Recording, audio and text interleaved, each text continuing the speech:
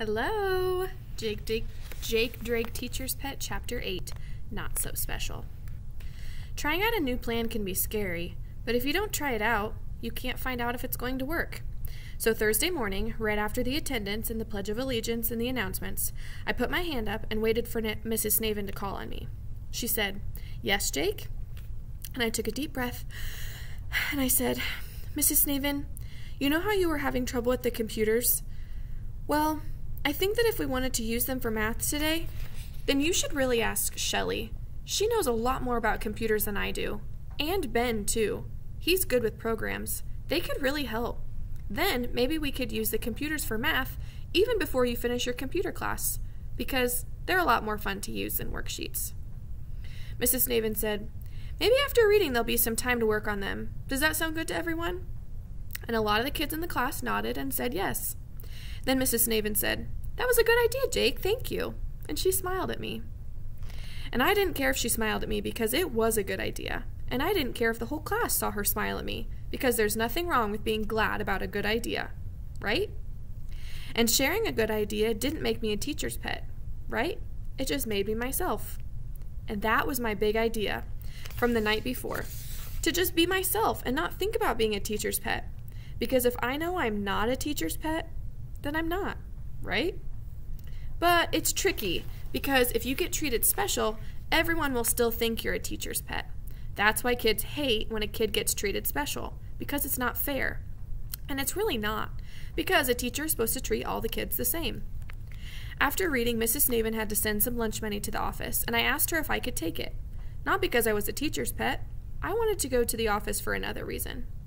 When I got to the office, I gave the money to the school secretary, and then I said, "Is Mrs. Karp busy?" Mrs. Drinkwater looked at me from behind the counter and said, "Yes, Jake, just sit over there for a minute."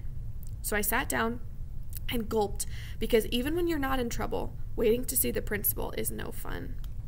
A couple of minutes later, Mrs. Karp came out, and when she saw me, she got this big smile on her face. She said, "Come into my office, Jake." And when I did, she sat down, and I was glad. Mrs. Karp is so tall that she's extra scary until she sits down. Then she asked, "Now, what can I do for you?"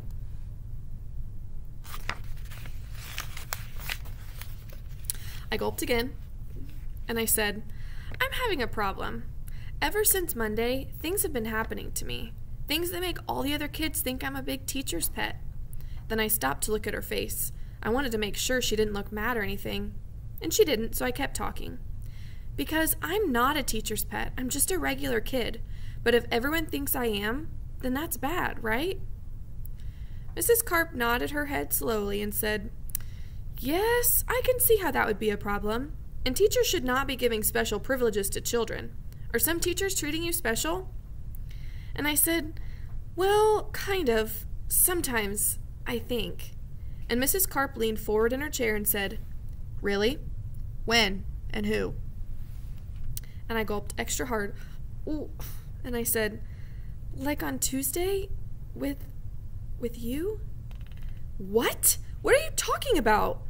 Mrs. Karp looked kind of angry, but I couldn't stop in the middle. So I told her about me starting that fight on the playground, about pushing that 5th grader, about how the other kids got in trouble and I didn't, because she said she knew that it wasn't my fault, when it really was. Mrs. Karp leaned back and put her fingers together.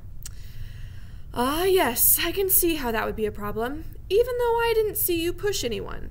And before that, the assembly, and then the lunchroom business. My goodness, this has been quite a week for you, hasn't it, Jake?"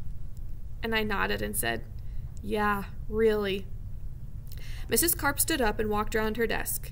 "Well, you'd better get back to class, Jake. I'll do some thinking about this. Maybe we can talk some more at lunchtime." "At lunchtime?" I asked. "Should I come to the office then?" Mrs. Karp was quiet for a moment. And then she said, "No, I'll come and find you, all right? And I'm glad you were brave enough to come talk to me." And I could tell Mrs. Karp kind of wanted to pat me on the head, but she didn't, and I was glad. When I got back to the classroom, it was free period. Some kids were reading, some were drawing or building with Lego blocks, and Shelly and Ben were working on the computers. I went back and stood next to Ben, looking over his shoulder at the screen. When he saw me, I asked, "Fixed it yet?" He didn't take his eyes off the screen. "Yeah, it was simple, but I'm pretending it's real hard. That way I might get to come in over lunchtime. Then I can play a game." Ben took his hand off the keys and reached into his pocket. Looking around to be sure Mrs. Snaven wasn't watching, he pulled out a CD-ROM and showed it to me. It was Battle Tanks. I always have a copy of this with me, just in case. And he grinned. It was Thursday, so we didn't have art or gym. After free time, we watched a social studies videos about these explorers named Lewis and Clark. And it was like this long adventure story, except that it was all true. The morning was going great, and the best part was I could tell the kids in my class didn't think I was a teacher's pet anymore. But the minute I went out into the hallway to go to lunch, some kids from Mrs. Fruhl's class saw me, and this boy said, "Hey, look, it's Jakey Drakey. Gonna eat lunch with your girlfriend, Miss Cott, today?" And then 3 or 4 fifth grade kids started saying, "Jake Drake, Jake Drake, Jake Drake." And one of the boys knocked my lunch out of my hands, and an apple rolled out of the bag. I wanted to start punching people, but I didn't. As I picked up my lunch and headed for the cafeteria, I thought, maybe things are better in my own classroom, but what about all the other kids and all the other teachers? Felt like everyone else in the school was going to think I was a teacher's pet for the rest of my life.